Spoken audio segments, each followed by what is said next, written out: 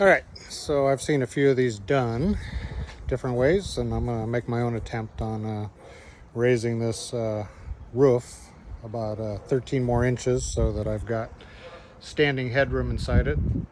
The first thing I'm doing is taking these screws out, and I've got some 13-inch 16 gauge steel, and we're gonna, once we remove the existing fiberglass top, I'm going to figure out exactly whether I weld or screw these pieces on to the existing body frame, and we're going to kind of just let it tell us the best way to do it.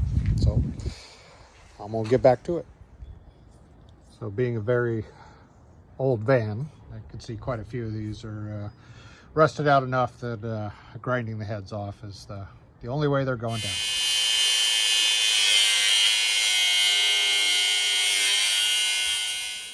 Okay, took all the screws I could get out regular, ground off the ones that were unretrievable, and then I found this. This is a pair of hardened for basically clipping off nails.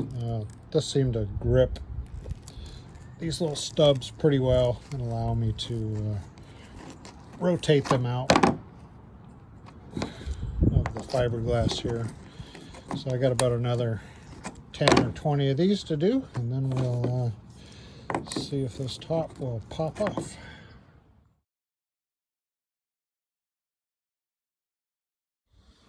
Okay, we got all the screws out, the nubs out, and now there's just a little bit of a caulking line here. It doesn't appear to be really sealed other than right at the joint.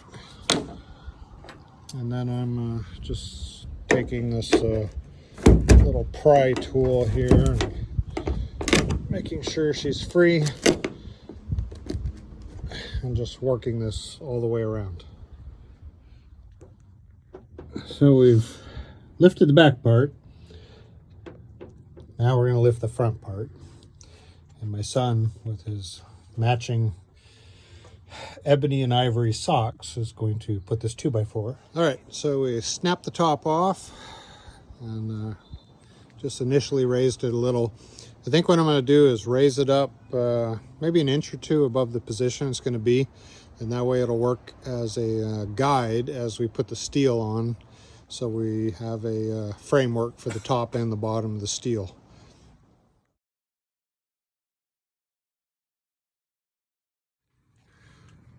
All right, this is the sketchy part.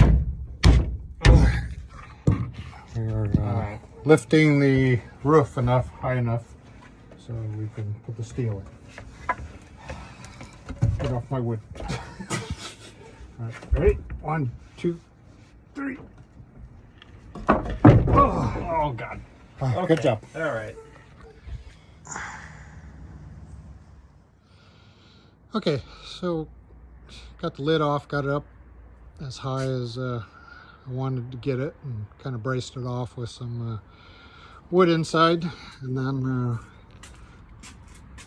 I think instead of screwing the bottom piece of sheet metal in the way these two things were screwed together, I'm cleaning off paint areas, and I think I'm just going to tack weld this bottom piece along here.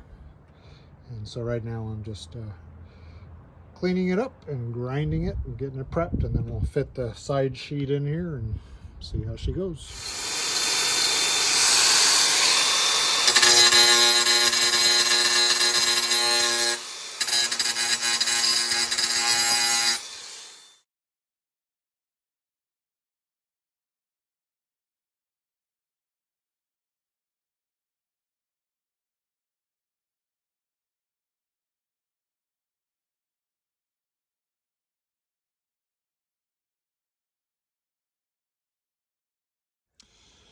Okay, so I got the side pieces temped up, just kind of screwed, not a permanent thing at this point, but now I need to do the front and the back. And of course you can see there's about a 3 or 5 inch radius to go around. This is 16 gauge sheet metal, and I got to bend it and have it look decent. So what I've mocked up here, and see if this works, is a couple of different, like a 3-inch and a 4-inch piece of 1/4-inch wall iron pipe and a couple of clamps, and hopefully this will make my radius nice and clean. We shall see.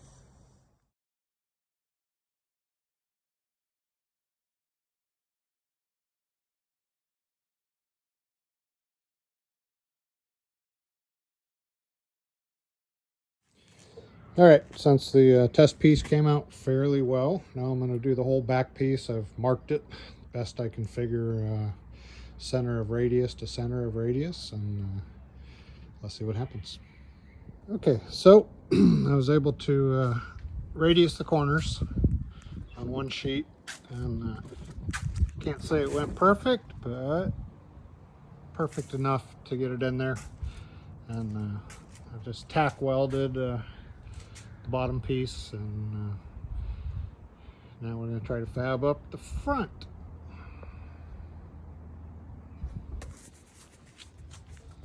All right, for the front section, this isn't really just a corner radius and straight lines, so I've decided I'm going to basically make a pattern template. And I just held a piece of plywood up here and kind of cut the radius, found the center point, and then came over here and took this pattern onto this piece of plywood. You can see I made an adjustment because when I kind of checked my overall width, it was a little fat. All right, so still working on the front piece, and just more taking the Captain Caveman approach to this. Don't have a jig, so I'm really just using a 5-gallon bucket and just kind of working it around the bucket, because that's about the radius that this is, and then I'm just kind of test fitting it. All right, even with my Captain Caveman approach, bending this metal around the 5-gallon bucket, it worked pretty darn well and held the pattern. It's flexed out just a little bit just from the spring, but when I push it into position, it really sits well. I'm going to take it back out and make a little cut right here from kind of 0 to 1/2 inch, which is going to allow me to tilt this thing back just a hair so it fits everything just right. All right, so this is a look from the inside of the front, and there's kind of a compound radius on that front piece, and I was hoping to just leave it in one piece, but I ended up having to, at each corner, run the Sawzall down and let it fold past to get it to roll in far enough. And then I clipped the top there just because that fiberglass has about a 10-15 degree angle on it on the front, and so that just allowed it to roll up under there. So all in all, got it. It wasn't like the dream, but whatever is. This is just the back section, which, because everything was pretty vertical, my radius worked out and didn't have to make those slits on the corner.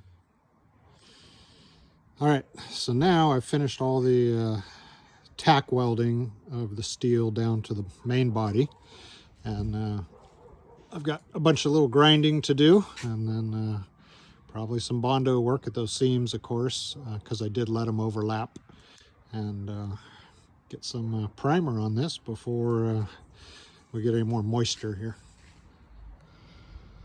All right, so ground all the tack welds and then primered it at the bottom, and just put the first coat of Bondo over the weld joints. This will probably take 2 or 3 applications to dial it in.